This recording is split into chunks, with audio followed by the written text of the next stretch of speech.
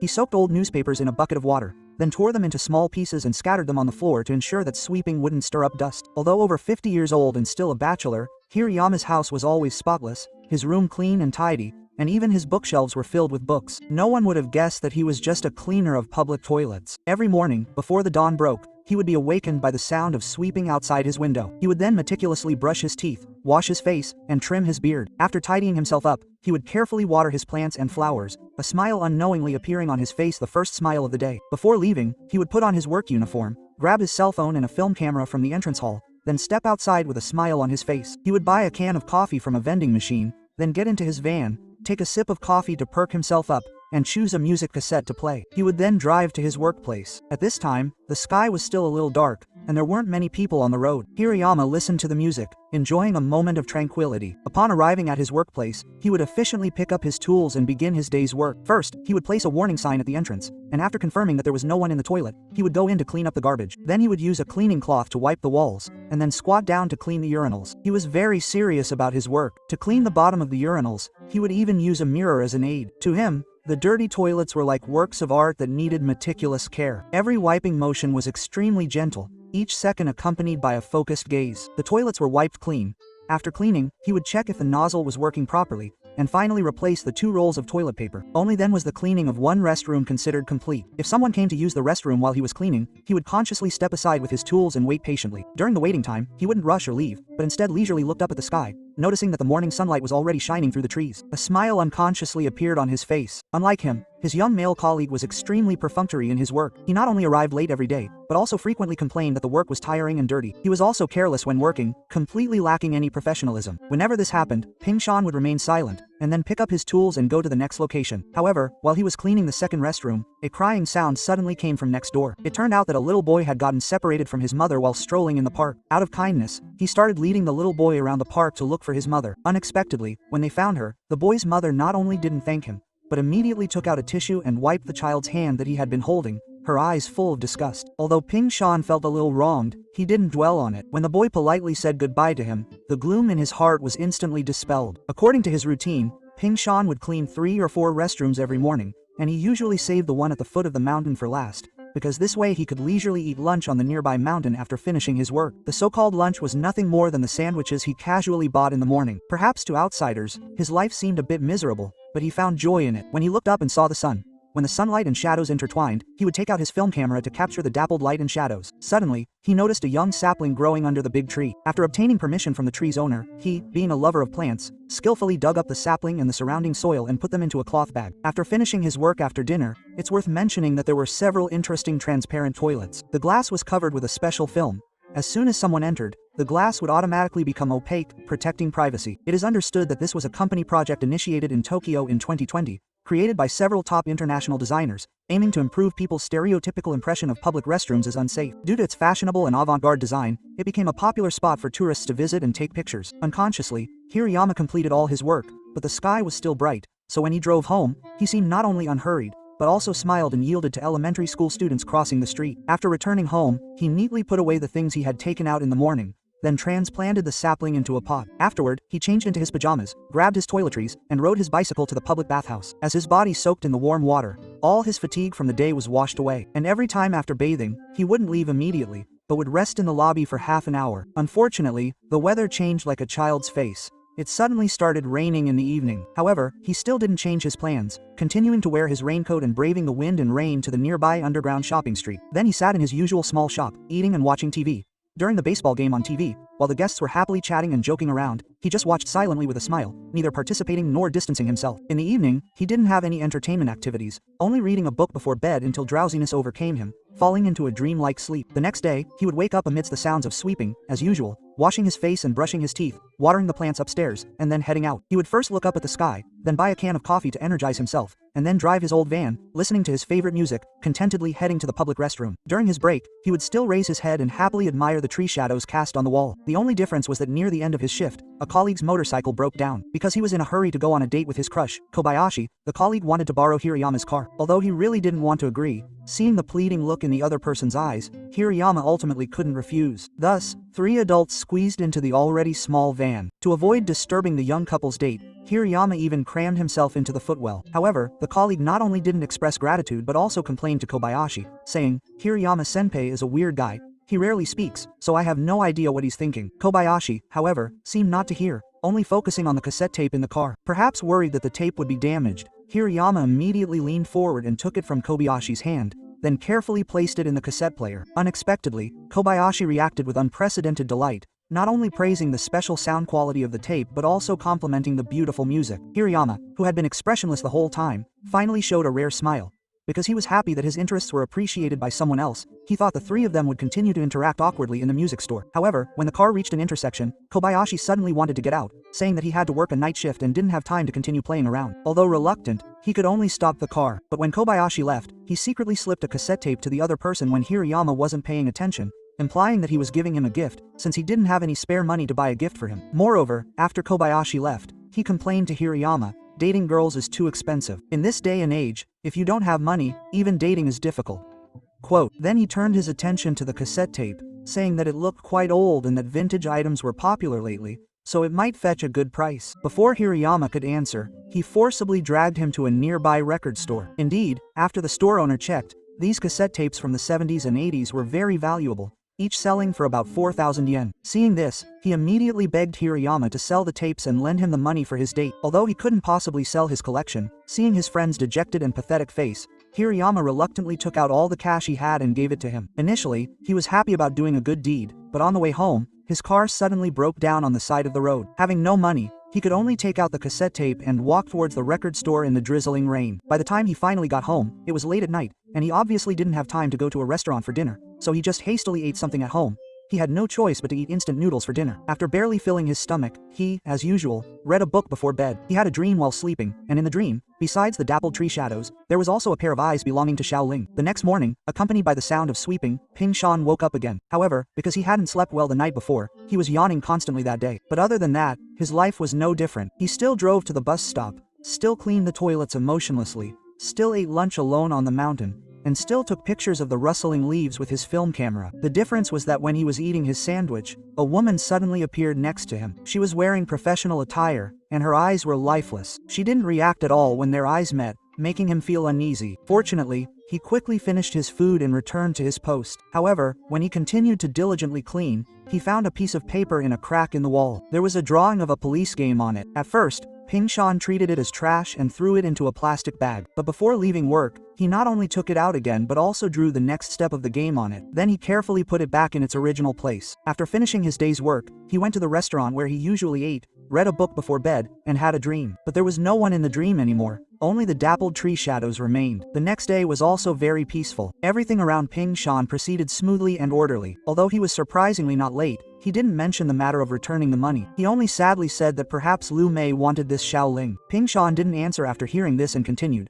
Immersing himself in his busy schedule, that afternoon he found yesterday's note again in the same restroom, and someone had drawn the next move of the game on it. He also made a move, completing the indirect interaction with the other person. Just as he finished all his work and was preparing to go home, Xiaolin suddenly came over. Initially, he thought she was just returning the money, but unexpectedly, she not only suggested listening to the song in the car again, but also shed tears during the process. Then, without any hesitation, she lightly kissed his cheek before leaving. Although he was startled by the sudden gesture, whether he was bathing in the morning or eating at the restaurant, Hirayama unconsciously smiled, obviously savoring that fleeting kiss. However, he also knew that the age difference between himself and Xiaolin was too great for any relationship to develop, so afterwards, he put it out of his mind. Coincidentally, the next day was his day off, so he didn't have to go to work. After sleeping in until he woke up naturally, he opened the window and looked at the bustling trees outside. Then, he tidied himself up and took his work clothes to be washed at the self-service laundry. After putting the clothes in the washing machine, he walked to the photo studio, retrieved the photos he had sent for processing earlier, selected a few good ones, and put them in a tin box for safekeeping. Afterwards, he went to a bookstore and bought a book, and near dusk, he went into a izakaya,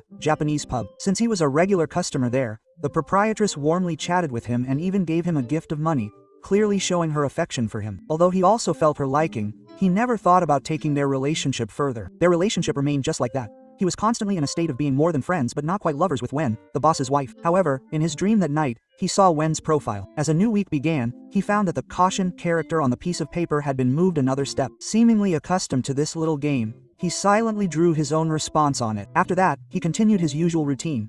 He still went to the mountains for lunch and still took pictures of the tree shadows and sunlight with his camera. But life is never without its surprises. That evening, when he returned home, he was surprised to find his niece, Nicole, whom he hadn't seen for many years, waiting alone downstairs. Although he didn't know how she found him or why she came, he didn't question her like most elders would, but instead quietly made room for her to sleep. Not only that, the next morning, to avoid disturbing his niece's sleep, he deliberately kept his voice low when he got up. However, he still woke her up. Because Nicole didn't want to be alone at home, she followed Pingshan to his workplace. Initially, she only thought that this rarely seen uncle was an inarticulate and old-fashioned loner who didn't understand trends. He not only used an old cassette player to listen to music, but he didn't even have a smartphone, and he didn't know there was a music app called Spotify. But when she saw him squatting on the ground meticulously cleaning the toilet, her heart suddenly softened. Then she took out her phone and photographed the scene. At lunchtime, she went to the mountains with Pingshan again. Looking at the cat's shadow on the tree, she couldn't help but take out her phone to take pictures. At this time, Pingshan also took out his camera to capture the same scene. Suddenly, Nicole asked, "Is this tree your good friend?" After receiving an affirmative answer, she got up and went to stand next to the uncle, and Pingshan pressed the shutter, using the film to record this moment. In fact, you and Hirayama have many similarities. Besides music and photography, they both enjoy reading. So one day at work, you first helped Hirayama mop the floor, and then spent the rest of his free time quietly reading until the lunch break. Only then did he couldn't help but ask, "Did you and mom have a fight?" Because every time I mention you, she deliberately changes the subject. Quote, since adult matters are inherently complicated, Hirayama didn't answer after hearing this, but instead countered, "Did you argue with your mother and then run away to the Lee family in a fit of anger?" You, unlike adults with their complicated thoughts, not only frankly admitted it but also said he wouldn't go back again. Hirayama knew he was still upset, so he didn't say everything, but instead took him to the public bath after work. During that time, he also secretly called his sister to prevent her from worrying about not being able to find the child. After washing away their fatigue, the old and young man rode their bicycles side by side under the setting sun. As they crossed a large bridge, you looked at the sea and couldn't help but sigh. Mom once said that your world and our world are completely different, but now I think you just have a different outlook on life than her. Hirayama replied calmly, "This world is composed of many small worlds. When viewed together, they are interconnected, but there is also separation. The world I live in is indeed completely different from your mother's." Quote, hearing this, you couldn't help but curiously ask, "Where is my world then?" Unfortunately, Hirayama couldn't answer this question, because only you yourself can find the final answer. The confused teenager was gradually developing an understanding of the world. In this process, he couldn't accept his mother's world, and instead plunged into his uncle's world, searching for his own answers in two completely opposite extremes. This was destined to be a long process. Understanding what kind of person one wants to be and what kind of life one wants to have is a lifelong lesson for many. Now, Hirayama has found his path, but you still need to explore. Looking at the sparkling reflections on the river, you asked again whether this river leads to the sea, and if so, let's go see the sea. Pingshan smiled and told him, "Next time." But you stubbornly asked again, "When is next time?" Pingshan replied, "Next time is next time, and now is now." Perhaps this statement was too philosophical, and you couldn't help but ask again and again, until night fell. The two rode their bicycles home and found a luxury car parked downstairs, a stark contrast to the dilapidated surroundings. It turned out that Nico's mother had rushed over immediately after receiving Pingshan's call. Initially, Nico didn't want to go home with her, but after hearing Pingshan's gentle persuasion, he reluctantly started packing. The two siblings, who hadn't seen each other for a long time, awkwardly stood there. Suddenly, his sister spoke, "Father is seriously ill and doesn't remember many things anymore, and he won't be the same as before, so please go and see him at the nursing home when you have time." But Pingshan gently refused. Then he difficultly asked a question he had always wanted to ask but hesitated to.